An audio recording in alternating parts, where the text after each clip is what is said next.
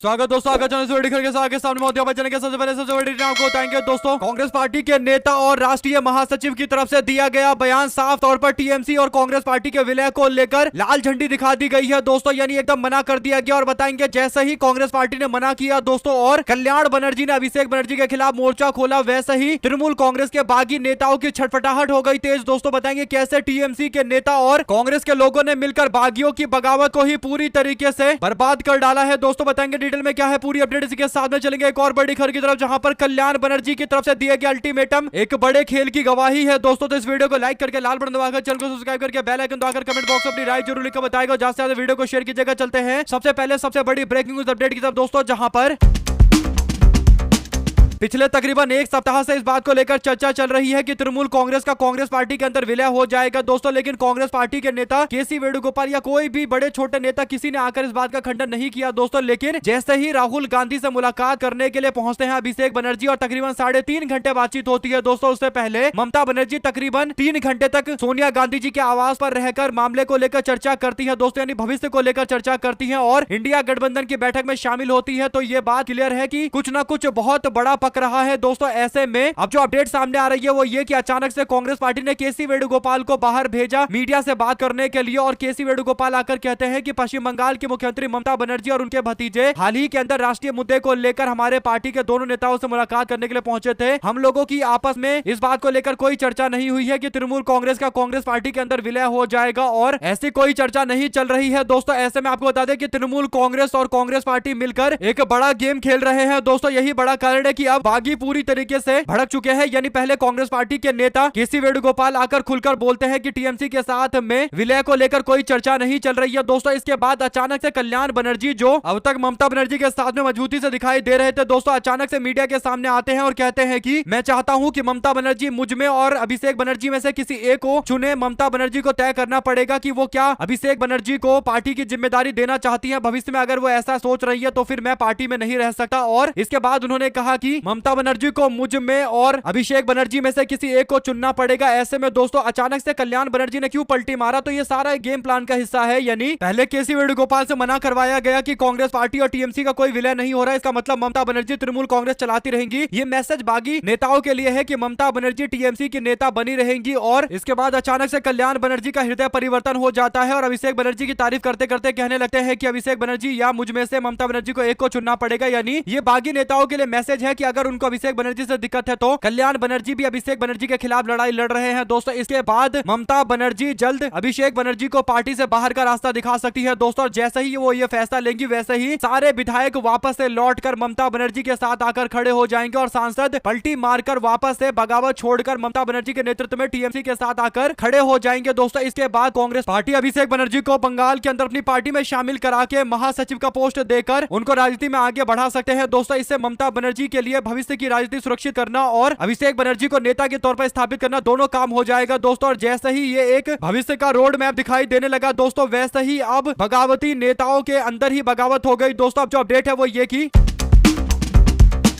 तृणमूल कांग्रेस के सांसदों को लेकर भारतीय जनता पार्टी से बात कर रही और फूट डालने की कोशिश कर रही काकोली घोष को अब समझ में आ गया है कि एक बड़ा गेम कांग्रेस पार्टी और टीएमसी मिलकर खेल रही है और अभिषेक बनर्जी के मुद्दे पर यानी अभिषेक बनर्जी के खिलाफ माहौल बनाकर सांसदों को तोड़ने का फॉर्मूला फ्लॉप हो रहा है, क्योंकि ममता बनर्जी के करीबी कल्याण बनर्जी भी अभिषेक बनर्जी के खिलाफ बोलने लगे हैं दोस्तों। इसका मतलब काकोली घोष समझ गई और उन्होंने बयान देते हुए कहा कि हम लोगों का कल्याण बनर्जी से कोई लेना देना नहीं है। कल्याण बनर्जी जो बोल रहे हैं वो अपने हिसाब से बोल रहे हैं, हमारी पार्टी का कोई लेना देना नहीं, हमारे गुट का बागी गुट का कोई लेना देना नहीं है। हमारे सारे सांसद बगावत करके एकजुट है और कल्याण बनर्जी से तो हमारा कोई लेना देना नहीं है। यानी दोस्तों अब जो बातें बागी नेता बोल रहे थे वही बात कल्याण बनर्जी बोल रहे हैं। तो बगावत करवाने वाली काकोली घोष को लगता है कि कल्याण बनर्जी एक बड़ी साजिश रच रहे हैं दोस्तों। सबको पता है कि पूरा एक तगड़ा गेम चल रहा है, जहां पर बगावत कराने वाले दोनों नेता यानी सांसदों में बगावत कराने वाली काकोली घोष और विधायकों में बगावत करने वाले ऋतव्रत बनर्जी, दोनों की हालत खराब है कि ममता बनर्जी बागी नेताओं की बात को मानकर अभिषेक बनर्जी बनर्जी को जैसे ही पार्टी से बाहर का रास्ता दिखाएंगी वैसे ही सारे बागी वापस से तृणमूल कांग्रेस और ममता बनर्जी के नेतृत्व के समर्थन में आकर खड़े हो जाएंगे दोस्तों। और कांग्रेस पार्टी अभिषेक बनर्जी को लेकर आगे बढ़ेगी, तो ऐसे में कांग्रेस और टीएमसी का भविष्य में गठबंधन भी बन जाएगा। तो कुल मिलाकर पूरा एक गेम प्लान है जिसके तहत काम किया जा रहा है दोस्तों। और यही बड़ा कारण है कि अब बगावत करने वाले नेताओं के अंदर से ही बगावतें उठनी शुरू हो गई है दोस्तों। इनको समझ में आने लगा है कि इनके खिलाफ अब जबरदस्त तरीके का गेम चल रहा है। अगर आप भी मानते हैं कि बागी नेताओं के पास अभिषेक बनर्जी के हटते ही कोई मुद्दा रहेगा ही नहीं और ये वापस से ममता बनर्जी के साथ आकर खड़े हो जाएंगे, क्योंकि ममता बनर्जी के पास अभी भी 41% बंगाली मतदाताओं का समर्थन है दोस्तों। अगर आप भी मानते हैं कि ममता बनर्जी को मिटाने से पहले वे सारे लोग, उनकी राजनीति ही खत्म हो जाएगी जो लोग ममता बनर्जी के खिलाफ एक बड़ी साजिश रच रहे हैं। आप लोग अपनी राय जरूर लिखकर बताएगा दोस्तों। चलते हैं एक और बड़ी अपडेट की तरफ, जहां पर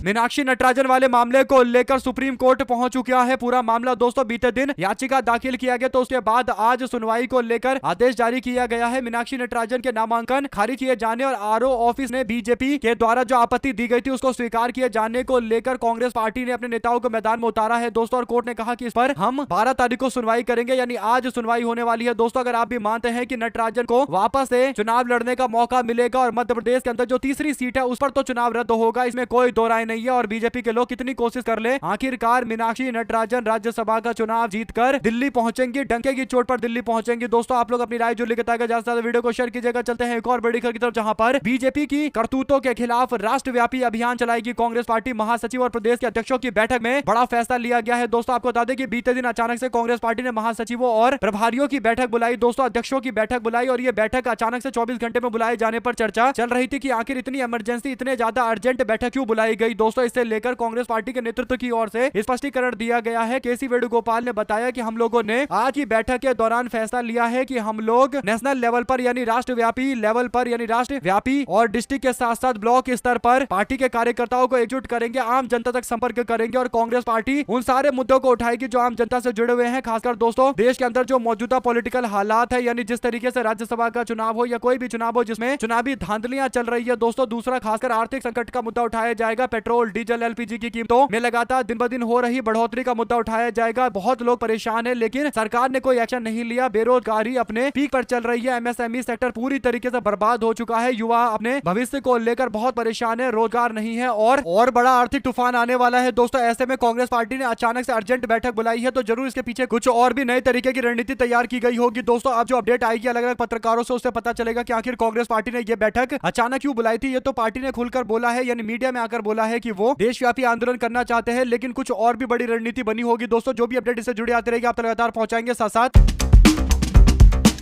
टीएमसी के सांसद शत्रुघ्न सिन्हा ने साफ साफ कहा है कि तृणमूल कांग्रेस के कथित बागियों के खिलाफ उनका नाम लिया जाना गलत है। आसनसोल से टीएमसी के सांसद ने कहा कि वे पहले भी ममता बनर्जी के साथ थे और आगे भी उनके साथ में रहेंगे, यानी कीर्ति आजाद हो या फिर शत्रुघ्न सिन्हा हो दोस्तों, दोनों के दोनों बागी गुट में पहले बताए जा रहे थे। अब ये दोनों के दोनों पलटी मारते हुए कह रहे हैं कि ऐसा कुछ नहीं है, हम लोग किसी बागी गुट में नहीं है, हम लोग ममता बनर्जी और तृणमूल कांग्रेस के साथ है और रहेंगे। शत्रुघ्न सिन्हा के द्वारा दिया गया बयान कहीं ना कहीं दोस्तों बगावत गुट के अंदर यानी बागी गुटों के अंदर एक बड़ी सेंधमारी के तौर पर देखा जा सकता है। और कुछ दिनों में पता चलेगा सयोनी घोष भी पलटी मारकर कह रही है कि ममता बनर्जी के साथ में रहेंगी। तो अभी ये तय है दोस्तों कि ये जो बागी गुट बनाया गया है असल में ये बागी गुट नहीं है, ये थोड़े बहुत दिनों के लिए ये आपस में एकजुटता दिखाकर कहीं ना कहीं अभिषेक बनर्जी के खिलाफ माहौल बनाने वाली स्थिति है। आप लोग अपनी राय जरूर लिखकर बताएगा दोस्तों। ज्यादा से ज्यादा वीडियो को शेयर कीजिएगा। चलते हैं एक और बड़ी अपडेट की तरफ, जिसमें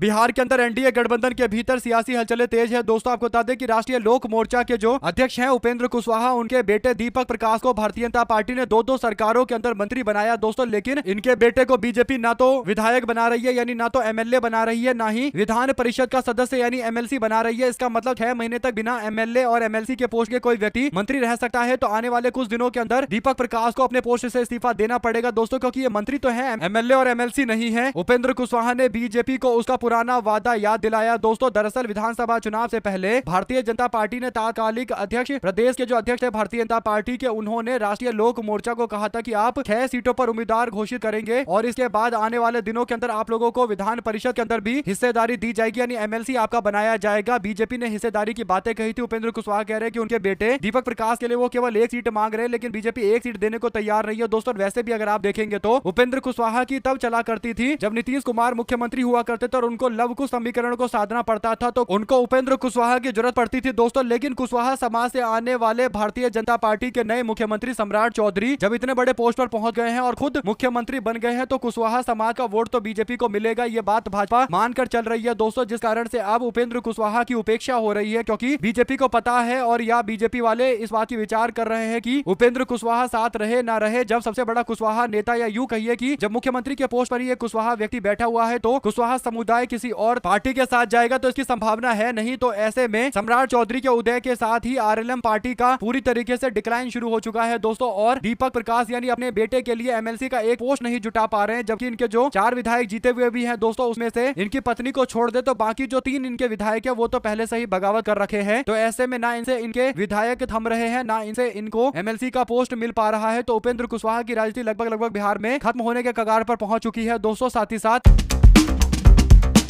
टीएमसी के राष्ट्रीय महासचिव अभिषेक बनर्जी को कथित तौर पर जाली हस्ताक्षर के मामले को लेकर बड़ी राहत दी गई है दोस्तों। कोर्ट ने कहा कि जांच एजेंसी अगले 3 हफ्तों तक कोई सख्त कार्रवाई नहीं करेगी। अगर आगे पूछताछ की जरूरत पड़ी तो एजेंसी 24 घंटे पहले नोटिस देगी। कोलकाता हाईकोर्ट ने अभिषेक बनर्जी को शाम 6 बजे सीआईडी ऑफिस में पेश होने का आदेश दिया दोस्तों। और अभिषेक बनर्जी को एक तरीके से राहत मिली है दोस्तों। आप लोग इस पर अपनी राय जरूर लेकर बताएगा। चलते हैं एक और बड़ी खबर की तरफ, जहां पर तृणमूल कांग्रेस और एनसीपी के कांग्रेस पार्टी में विलय को लेकर सुप्रिया सुले की ओर से भी बयान सामने आता है दोस्तों। सुप्रिया सुले कहती है कि संजय राउत मेरे बड़े भाई है, उन्होंने जो हम लोगों को एक तरीके से बताया है कि हमको यानी एनसीपी एसपी को कांग्रेस पार्टी के साथ चले जाना चाहिए, कांग्रेस पार्टी में विलय करवा देना चाहिए, वो मेरे बड़े भाई है, उनका जो सुझाव है वो अच्छा है। लेकिन हम लोग इस पर कहना चाहते हैं कि आगे आने वाले समय में पता चलेगा कि क्या होगा क्या नहीं होगा। सुप्रिया सुले इस बात से इंकार नहीं कर रही है कि कांग्रेस पार्टी में एनसीपी एसपी का पूरी तरीके से विलय हो सकता है दोस्तों। यानी अगर उनके पार्टी में इस बात को लेकर चर्चा नहीं चल रही होती कि कांग्रेस पार्टी में विलय होगा तो फिर वो भड़क जाती, लेकिन भड़की नहीं है, तो इसका मतलब कहीं ना कहीं कुछ ना कुछ तो पक रहा है दोस्तों। अब देखते हैं क्या बड़ा ऐलान किया जाएगा। इससे जुड़ी सारी बड़ी अपडेट आप तक पहुंचाते रहेंगे। साथ साथ चलते हैं एक और बड़ी खबर की तरफ दोस्तों, जहां पर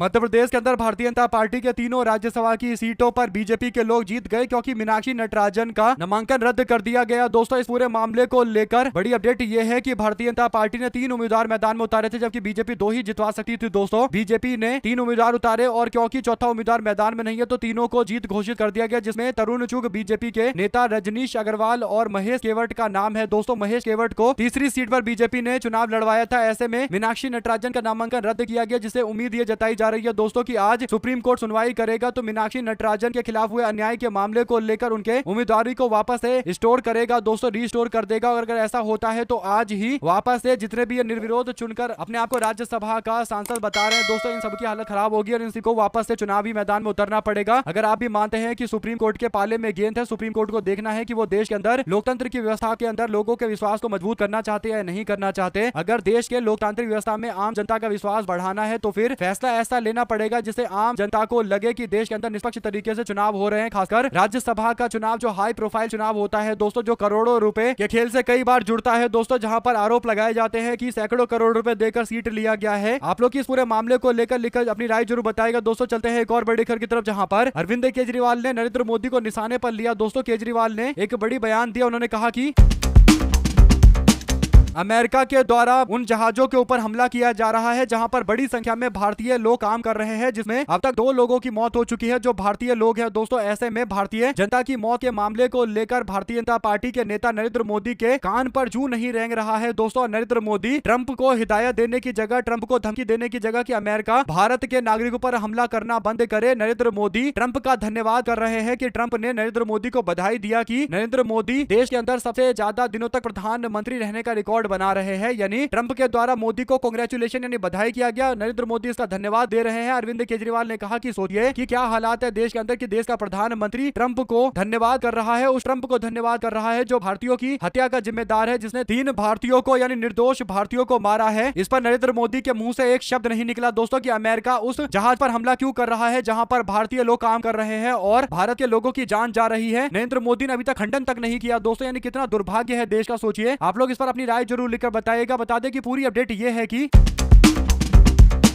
खाड़ी के देशों के अंदर जोरदार तरीके का बवाल जारी है दोस्तों। ईरान अमेरिका के बीच में रह रहकर युद्ध को लेकर अपडेट आती रहती है, यानी एक दूसरे पर हमला करते रहते हैं। ऐसे में खाड़ी क्षेत्रों में बढ़ते तनाव के बीच में मस्कट स्थित भारतीय दूतावास ने एक अपडेट दी है दोस्तों। ओमान के शिनास बंदरगाह के निकट एक पोत से जुड़ी घटना का जिक्र किया गया है दोस्तों, जिसमें भारतीय दूतावास ने सोशल मीडिया मंच एक्स पर पोस्ट करते हुए कहा कि हमने आज सुबह ओमान के शिनास बंदरगाह के निकट एक पोत से जुड़ी जानकारी इकट्ठा की है। हम स्थिति को लेकर लगातार नजर बनाए हुए हैं। दूतावास के द्वारा घटना के बारे में अतिरिक्त विवरण साझा नहीं किया गया है दोस्तों, लेकिन अब तक 3 ऐसे जहाजों पर हमला हुआ है जहां पर भारतीय लोग काम कर रहे थे, जिसमें अभी तक 3 लोगों के मौत का मामला सामने आ रहा है और भारतीय जनता पार्टी के नेताओं के संसदीय क्षेत्र के लोग मारे जा रहे दोस्तों। इसके बावजूद मुंह से एक शब्द नहीं निकल रहा। आपको बता दें कि अनुराग ठाकुर के द्वारा संसदीय क्षेत्र के व्यक्ति की अमेरिका के हमले में मारे जाने की खबर के बाद वो कहते हैं, यानी जनता के दबाव में कहते हैं कि एक अत्यंत दुख का विषय है कि हमारे हमीरपुर संसदीय क्षेत्र के अंदर हमीरपुर के गलोड के 30 वर्षीय होनहार युवा आदित्य शर्मा का ओमान तट के निकट स्ट्रेट ऑफ हॉर्मुज के पास जहाज हमले में दुखद निधन हो गया दोस्तों। यानी जहाज पर हमला हुआ। अनुराग ठाकुर की ओर से यह नहीं लिखा गया कि अमेरिका ने हमला किया, और दुनिया जानती है कि अमेरिका ने हमला किया, और अमेरिका लिखने में डर रहे हैं अनुराग ठाकुर दोस्तों। गोली मारो ठाकुर के नाम से भी जाने जाते हैं और कह रहे हैं कि निधन हुआ है, ये नहीं बोल रहे कि अमेरिका ने हत्या की है। और अनुराग ठाकुर आगे कहते हैं कि दुख की इस घड़ी में मैं पूरी तरीके से पीड़ित परिवार के साथ हूँ। मेरी हार्दिक संवेदना आदित्य शर्मा के परिजनों और ईश्वर आदित्य शर्मा के दिवंगत आत्मा को श्री चरण के अंदर स्थान दे और शोक संतप्त परिवार को यह दारुण दुख सहन करने की शक्ति दे। इस मामले को लेकर मैं व्यक्तिगत रूप से विदेश मंत्री एस जयशंकर, विदेश मंत्रालय के उच्च अधिकारियों के संपर्क में हूँ। आदित्य शर्मा जी के पार्थिव देह को शीघ्र स्वदेश लाने के लिए संबंधित अधिकारियों और विदेश मंत्रालय के साथ बातचीत जारी है। सवाल यह है दोस्तों कि भाजपाइयों में हिम्मत क्यों नहीं हो रही अमेरिका का नाम लेने के लिए। यानी ना तो नरेंद्र मोदी अमेरिका का नाम लेकर बोल रहे हैं कि अमेरिका ने गलत किया, ना बीजेपी के वे लोग जो अपने आप को दबंग बताते हैं दोस्तों, यानी दावा करते हैं कि वो डरते नहीं है सच बोलने में। हकीकत यह है कि इनके मुंह से एक शब्द नहीं निकल रहा, वो है अमेरिका। आप लोग अपनी राय जरूर लिखकर बताएगा दोस्तों। साथ ही साथ कॉकरोच जनता पार्टी के द्वारा पुणे के अंदर भी जोरदार तरीके का विरोध किया गया दोस्तों। धर्मेंद्र प्रधान के इस्तीफे की मांग करने के लिए अभिजीत दीपके के साथ में सैकड़ों हजारों की संख्या में लोग मौजूद थे दोस्तों। और संविधान को उठाते हुए दीपके ने कहा कि हम संविधान बचाने की लड़ाई लड़ रहे हैं और जब तक केंद्रीय शिक्षा मंत्री का इस्तीफा नहीं होगा लड़ाई लगातार जारी रहेगी दोस्तों। बड़ी बात यह है कि सोनम वांगचुक भी इस आंदोलन का हिस्सा बने दोस्तों। जंतर मंतर की लड़ाई अब और आगे बढ़ चुकी है। कॉकरोच जनता पार्टी पूरी तरीके से मैदान में है दोस्तों। और कॉकरोच जनता पार्टी ने कहा है कि वो आने वाले दिनों के अंदर अब लखनऊ से लेकर कई और जगह पर भी आंदोलन करेंगे, यानी लखनऊ के लिए निकल भी चुके हैं। ऐसे में दोस्तों कॉकरोच जनता पार्टी कह रहा था कि जेनजी अपने अधिकारों के लिए सड़क पर नहीं उतर सकती और विरोध प्रदर्शन नहीं कर सकती। कॉकरोच जनता पार्टी अब चुप नहीं बैठेगी, कॉकरोच चुप नहीं बैठेंगे और पुणे यूनिवर्सिटी के अंदर ये विरोध करके दिखाया गया है। अगर आप भी मानते हैं कि कहीं ना कहीं कॉकरोच जनता पार्टी जेनजी की आवाज है या नहीं है, इसे बात को लेकर कोई भी चर्चा कर सकता है, लेकिन हकीकत यह है कि मुद्दा सही उठाया जा रहा है। और जब कोई व्यक्ति मुद्दे की लड़ाई लड़ रहा हो तो सबको आंख बंद करके सपोर्ट करना चाहिए। अगर आप भी मानते हैं कि दीपके की मांग सही है, एनएसयूआई और कांग्रेस पार्टी युवा मोर्चा भी इसी बात को आगे बढ़ा रहा है। साथ साथ दोस्तों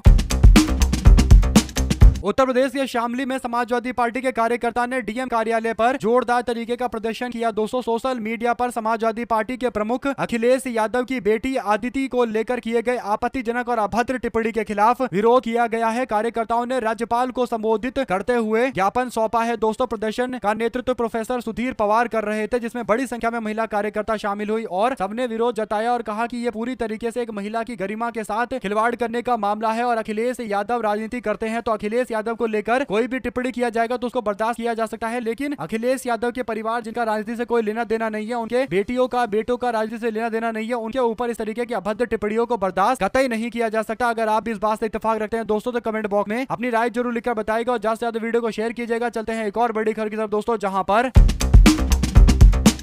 कांग्रेस पार्टी के नेता राहुल गांधी ने मध्य प्रदेश से राज्यसभा चुनाव में पार्टी उम्मीदवार मीनाक्षी नटराजन का नामांकन खारिज किए जाने पर सवाल उठाते हुए आरोप लगाया कि वोट चोरी और सरकार चोरी के बाद अब बीजेपी और निर्वाचन आयोग मिली भगत करके सीट चोरी का भी एक हथकंडा अपना रही है, सीट चोरी कर रही है। और सोशल मीडिया पर राहुल गांधी कहते हैं कि राज्यसभा के चुनाव को लेकर क्या हुआ आप लोग देखिए। मीनाक्षी नटराजन ने अपना नामांकन दाखिल किया, उनके नामांकन को ही खारिज कर दिया गया और इसे पता चलता है कि बीजेपी के लोग अब वोट चोरी और तमाम तरीके के अपने हथकंडे के बाद अब ये नए तरीके का देश के अंदर अंदर चोरी करना सीखे हैं, यानी वोट चोरी और सरकार चोरी के बाद अब एक कदम और आगे बढ़कर सीट ही चोरी करने लगे हैं। जब चुनाव भी नहीं होगा और नामांकन रद्द ही करा दिया जाएगा तो चुनाव वैसे ही खत्म हो जाएगा। सबसे बड़ा सवाल यह है दोस्तों कि जब कांग्रेस पार्टी कोई चुनाव लड़ती है तो ऐसा क्यों नहीं होता कि भारतीय जनता पार्टी के नेता ने कोई गलत एफिडेविट दे दिया हो और जब सवाल खड़ा किया गया हो तो उसका नामांकन रद्द कर दिया गया हो और कांग्रेस पार्टी का व्यक्ति बिना चुनाव लड़े चुनाव जीत जाए, निर्विरोध चुनाव जीत जाए। ये सारे समीकरण भारतीय जनता पार्टी के पक्ष में क्यों जाते हैं दोस्तों? क्यों बीजेपी को लेकर ही मामला सामने आता है कि भाजपा को उम्मीदवार बिना चुनाव के जीत गया। अगर आप भी मानते हैं कि अगर कोई घटना है या कोई ऐसा कह सकते हैं कि ये हो जाता है, कई बार नामांकन रद्द हो जाता है, तो ये विपक्ष के लिए क्यों नहीं होता, यानी विपक्ष के समर्थन में क्यों नहीं होता, ये भाजपाइयों के लिए क्यों होता है? ये कौन सा ट्रिक जानते हैं भाजपा वाले जो केवल उन्हीं के लिए हो रहा है? तो सवाल तो उठेंगे दोस्तों। सवाल क्या, ये तो साफ साफ दिखाई दे रहा है कि पूरा मामला किस तरीके का है। साथ ही साथ दोस्तों मणिपुर के अंदर 6 नागा समाज के व्यक्ति की हत्या के मामले को लेकर तनाव चरम पर पहुंच चुका है और विरोध में बंद देखने को मिला दोस्तों। कई इलाकों के अंदर जीवन अस्त व्यस्त और प्रभावित नजर आने लगा। आपको बता दें कि 13 मई को अलग अलग आदिवासी समुदाय के लोगों ने हथियारबंद समूहों के द्वारा अगवा किए गए 6 ग्रामीणों की हत्या किया था दोस्तों। उनके चित विचित शव को बुधवार को कांगपोकपी जिले के सेतु गांव फौजौल और सब डिवीजन के खराम वैफई गाँव के पास एक जंगली इलाके में बरामद किया गया। और जैसे ही ये खबर सामने आती है उसके बाद क्योंकि जो आदिवासियों के ऊपर आरोप लगा दोस्तों और फिर नागा समुदाय के लोगों ने जोरदार तरीके का विरोध किया और बंद बुलाया गया दोस्तों। यानी ऐसा लग रहा है कि कुकी समुदाय, मैतई और नागा समुदाय के बीच में चल रहा है ये विवाद अब देश के अंदर कहीं ना कहीं दोस्तों एक चर्चा का विषय भी नहीं है। लेकिन मामला इतना बड़ा है कि इस पर एक बात कह सकते हैं कि भारतीय जनता पार्टी के पास कोई नीति नहीं है दोस्तों, जिससे समाज के बीच में आपसी मतभेद को दूर किया जाए और सोशल इक्वेलिटी और सोशल ट्रस्ट को बनाकर आगे बढ़ा जाए। और भारतीय जनता पार्टी ने अपना मुख्यमंत्री बदल दिया दोस्तों, राष्ट्रपति शासन लगा दिया, लेकिन फिर भी भाजपा के पास जो नीति है वो एकदम सफा चट है। भारतीय जनता पार्टी को नहीं पता कि आखिर करना क्या है। तो आप लोग इस पर अपनी राय जरूर लिखकर बताएगा दोस्तों। जैसे आप वीडियो को शेयर कीजिएगा। हमारे साथ लगातार जुड़े रहने के लिए आप सभी दोस्तों, भाइयों, बहनों, मित्रों का बहुत बहुत धन्यवाद। आप लोग देख रहे थे आपका अपना चैनल जय हिंद जय भारत। जैसे वीडियो को शेयर किया बहुत धन्यवाद। जय हिंद।